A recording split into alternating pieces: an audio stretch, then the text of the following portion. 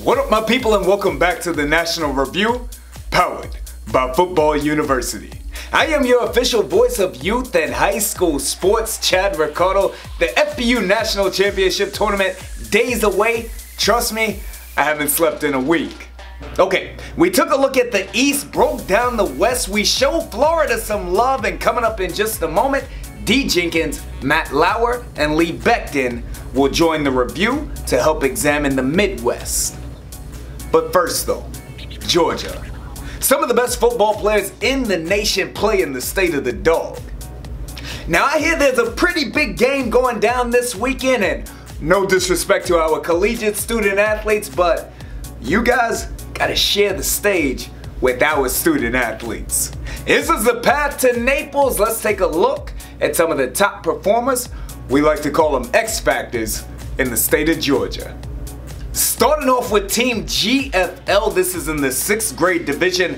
This young man is Trelane Maddox. He's Mr. Football in his region, extremely high football IQ, tremendous speed as well. Young man is a running back.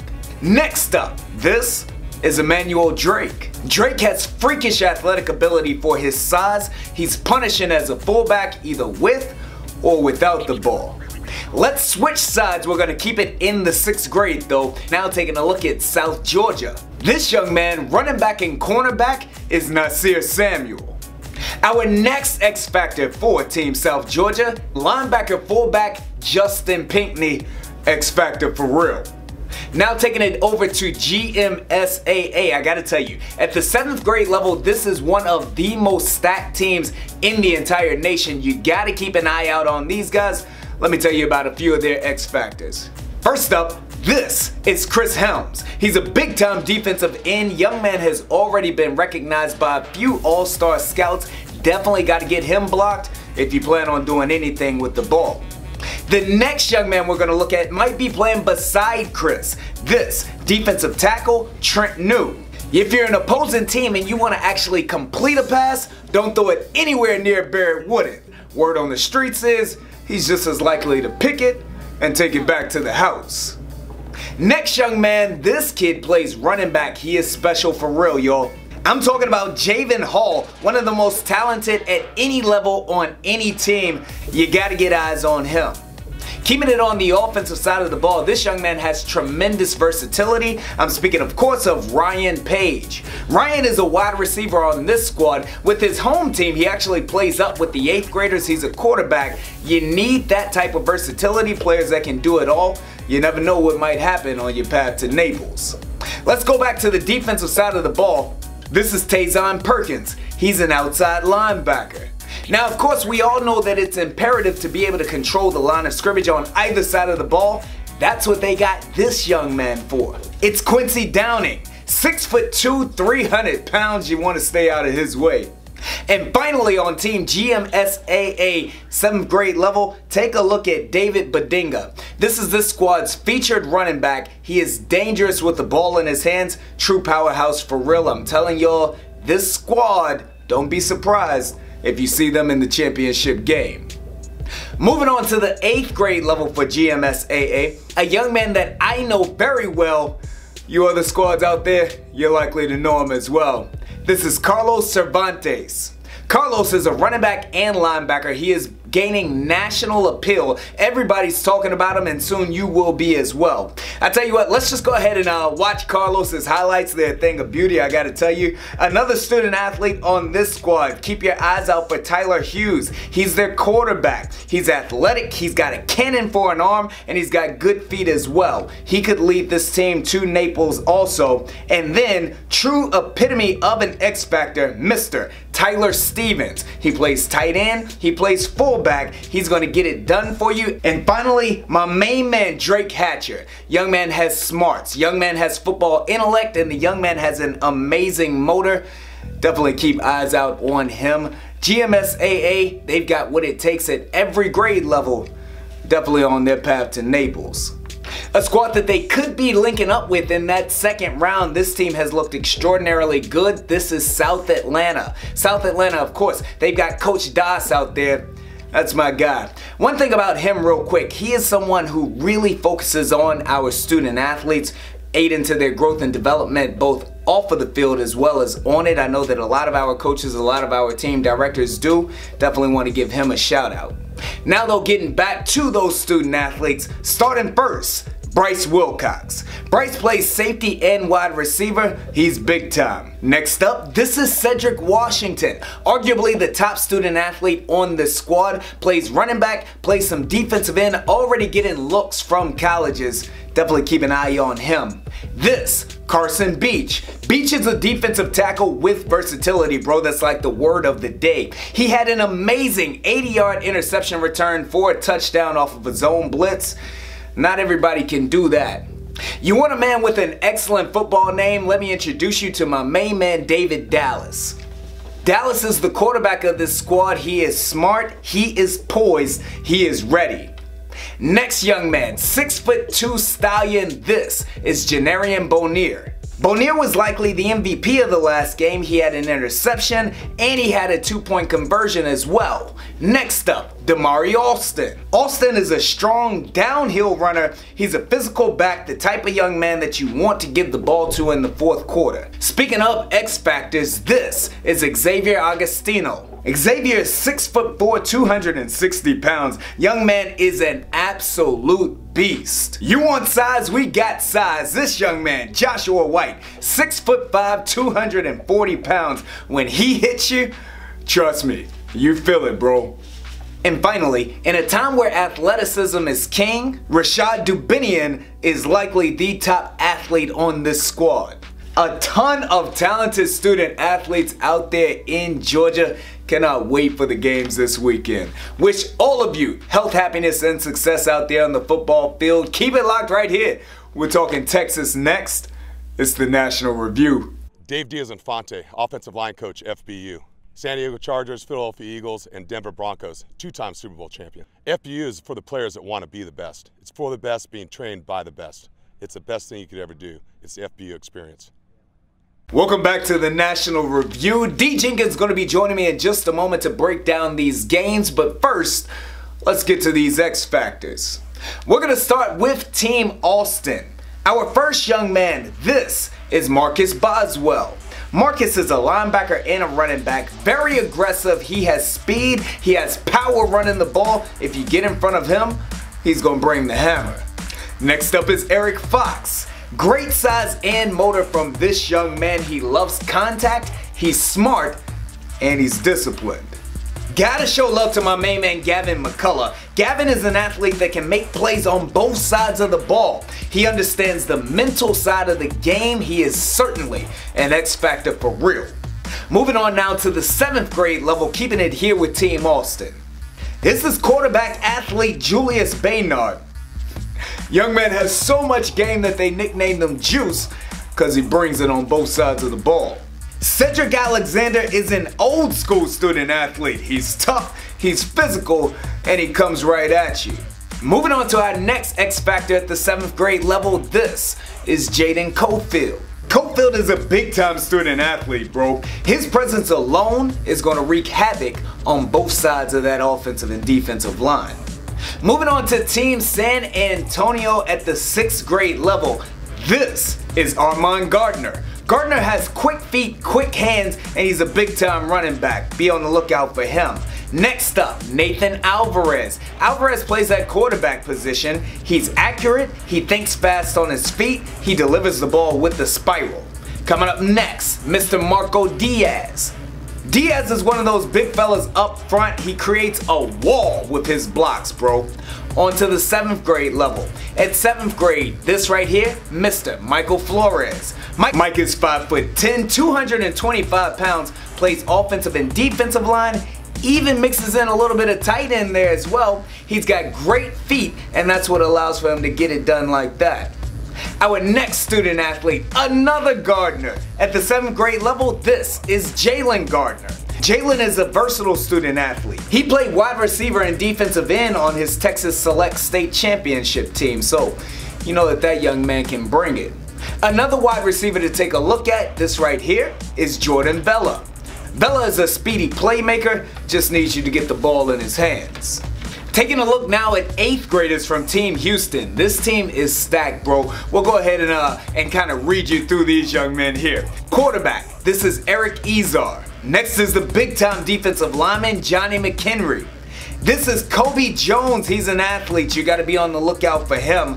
Logan Tanner, he's a tight end and defensive end. He can get it done on both sides of the ball. Owen Pee-wee.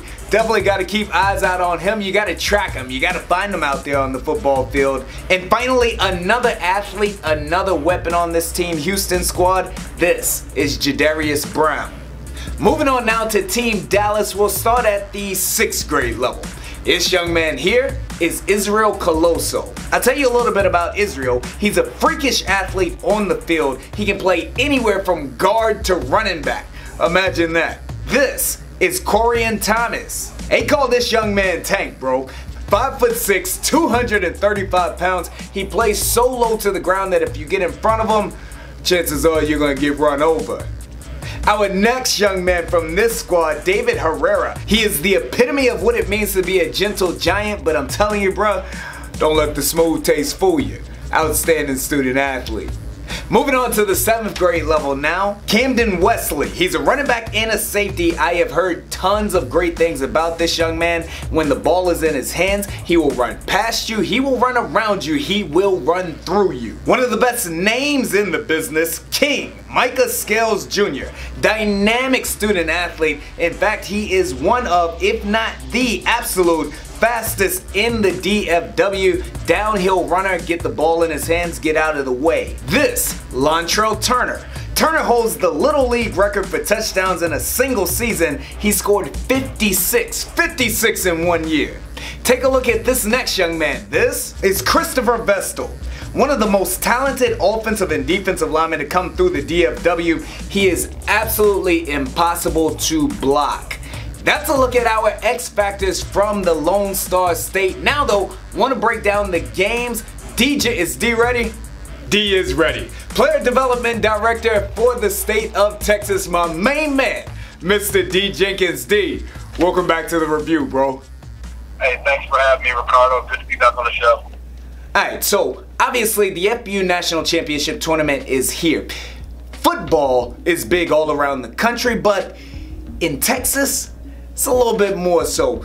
D, what I want you to do is explain to me the history of football in Texas as it pertains to the FBU National Championship. I mean, as everybody knows, Texas is like, football is a religion here in Texas almost.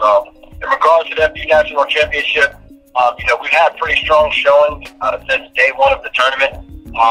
Back when we started in 2011, we 4-time FBU National Champions. North Texas, they've won it 3 times. They won it back-to-back years. Houston, 6th grade, a few years back, they won it. So each year, out of the 6 years of existence, Texas has managed to bring back 4 national championships. So it is going to be, a pretty good showing coming out this year. I feel that these teams are probably going to be some of the strongest teams that we've had since the start. Listen, hands down, some of the top student athletes in the nation reside right there in your state. But as much as this is about the kids, because it is about the kids, it really takes a village, right? I mean, we're talking about parents, we're talking about coaches. Talk to me about your team directors that really help these young men as well. I've got a good group of guys that really care about the athletes. Starting out with South Texas, we have Izzy Estron. He's been a team director for a good portion of the tournament. It kind of took a year or so off, but he came back in the mix, and he really does care about the athletes. He wants, the city of San Antonio and its athletes to be able to participate and something outside of just their youth football leagues. Moving up to Austin, Larry Shaw, one of our former, Youth All-American Bowl game coaches, great assessor of talent, really cares about the athletes. Another guy, he doesn't have a dog in the fight, doesn't have any kids playing. Slides over to Houston, Coach Tim Jackson, been in the tournament since day one. I actually coached against him. We actually joke about that all the time. Actually beat his squad in the 3rd round game, or the 3rd place game. But another great guy, former Texas high school football coach, has a good system going over there with Mike Gobert, some of the other coaches over there. And then flying up to Dallas, with Damian Butler. He's another great assessor of talent. He knows how to put a program together that's going to compete at a high level. So all of my guys, they're passionate. The good thing about all of my team directors, none of them, like I said, they don't have a dog in the fight. They don't have any kids playing on any team. So they are truly there for the athletes. Yes, sir. Definitely want to always be student athletes first. All right, D, look, I know how real this gets, bro, so I'm not going to ask you to make a prediction here, but let's just look at the matchups. First round matchup, Houston versus Austin. No predictions. Just what are your thoughts? I think that's going to be a pretty solid game across all levels. It's really just going to be an any given Saturday type of deal. Just the best team or then the best coaches is going to come out on top. Okay, so we'll put you down for non-committal football answer to that game. In our second one, South Texas versus Dallas. What do you got on this one? Yeah, that's another one that, it's going to be a pretty good one. Both teams, they both come to the table ready to play. They both are great assessors of talent. They know how to build their programs. They're going to get out there and they're going to get after it. Me, Ricardo, I don't like to really give out any predictions or anything like that. But I just know that both teams are going to come out and compete. And I think it may end up coming down to the wire. All right, so D, look, now we know that you clearly have a career in politics. D. Jenkins is running for office. I don't blame you at all though, bro. Again, we know how real football is in the state of Texas. Like you said, it's a religion. Check this out though. One of these teams is going to survive the weekend. They're going to be on their path towards Naples. We're not going to ask you to pick anyone in the state of Texas, but how do you feel as though whomever comes out of the region will fare against all of the other teams in the nation once they get to Naples? Well, I think it boils down to, Ricardo, that, people are starting to figure out the formula. And like I stated, previously, these Texas teams, they've gained strength over the years. Just as well as I know the other regions have. The other regions like the Seattle's, the Californians, the Northeast region, the Florida, Georgia, everybody is going to come to the table strong. The Midwest, Kansas City up there, they're going to come to the table pretty strong. And I think my Texas guys, they figured that out. That, hey, we can't lose any ground here. It's set to build on what we already have. So I really do think it's going to be a different outcome as last year. As you know, we had some teams that advanced to go down there. They're not too happy about that. Right. And they do understand. They understand what my expectation is of representing the state of Texas, and they know what we need to get done. So. Looking at some of the rosters, I can tell you that there's some pretty strong heat coming that's going to be heading to the state of Florida. That's what's up, bro. D. Jenkins, thank you for joining the review. Hey, no problem. I appreciate you guys having us, and we wish everybody across the United States best of luck in the tournament, and we'll stare everybody down on Naples. I couldn't crack them, bro. D. Jenkins, Player Development Director for the United States of Texas. Let's take a trip to the Plains. Coming up next, Lee Becton, Matt Lauer. We're breaking down the Midwest. This, the National Review. 1, 2, 3, FBU!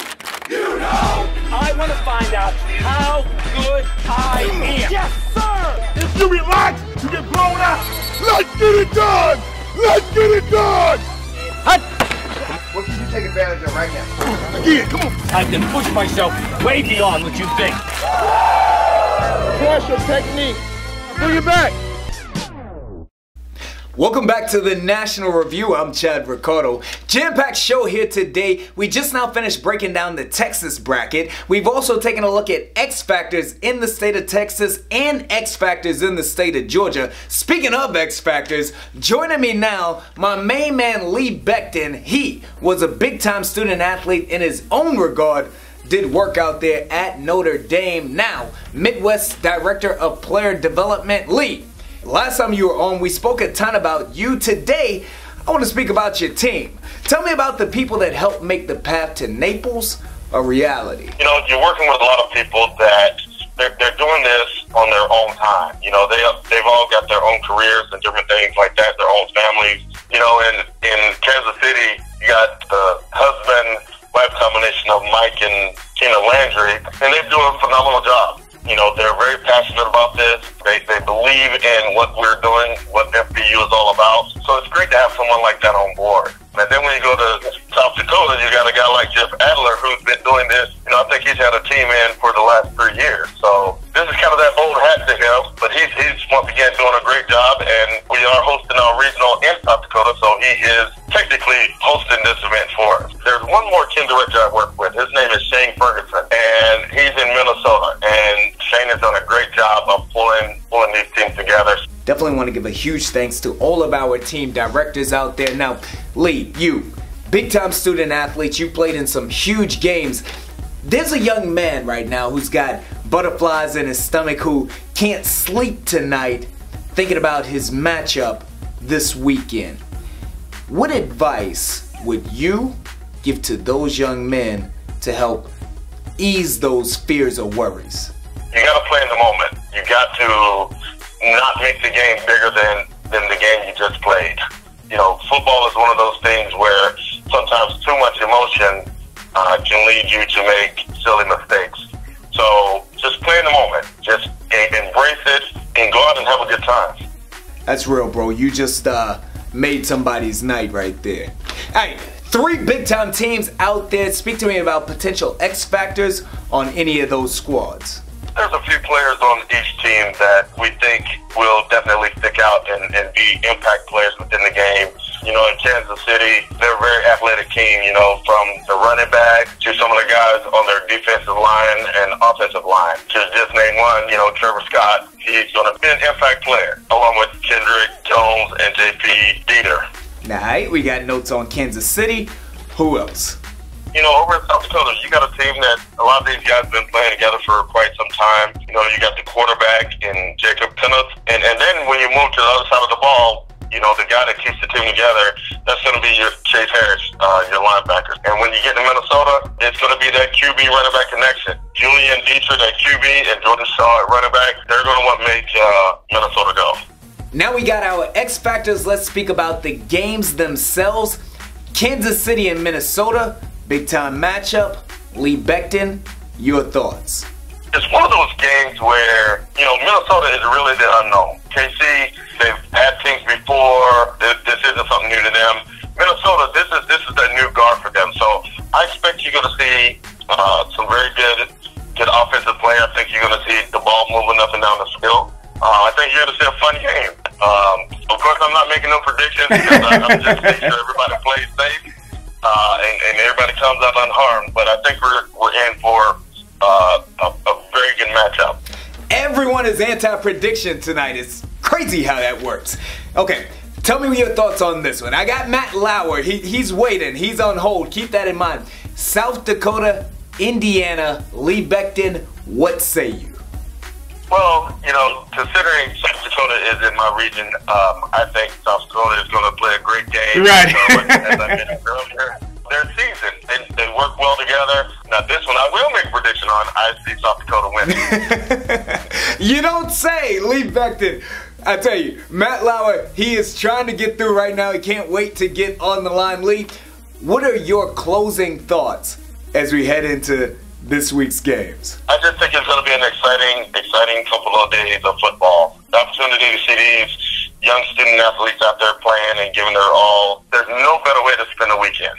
My dude, Lee Becton, player development director out there in the Midwest. Gonna bring on your counterpart now. Like I said, Matt Lauer has been waiting. Matt, look, bro, I know that you had to hear what Lee Becton said about South Dakota, Indiana.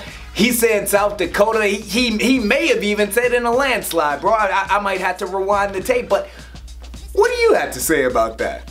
Look, we'll let Lee do all his talking on this report, and we'll let our play on the field out in South Dakota talk for us. So I think Indiana is definitely going to be surprising some people out there. So we'll see what happens, Chad. Bro, I feel you on that. So Here's what I want to ask you. You have a ton of experience in marketing and branding. You used to work with an agency.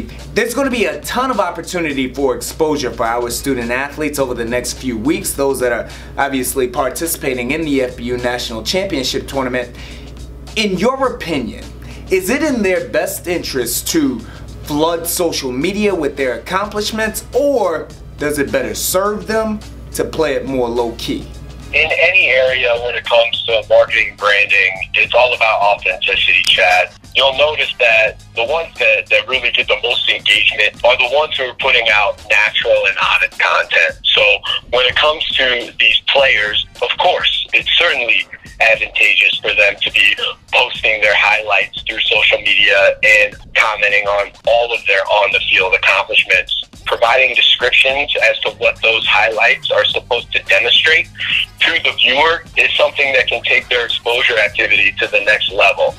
Chad, as you know, I mean, look, there are so many great athletes and players, not only in this tournament, but really across the country, from middle school to high school. So the competition to get exposure is really fierce. Right. So I would encourage all of these parents and all of these young athletes to really take ownership of what they're producing and distribute it at a high level. For the coach's sake, I think with all that being said, I would suggest all of these players and parents to maybe wait until after championship week to push out these highlights so that nobody's getting an advantage down there. Look, I want to speak specifically about Team Indiana for just a moment. We know about the student athletes.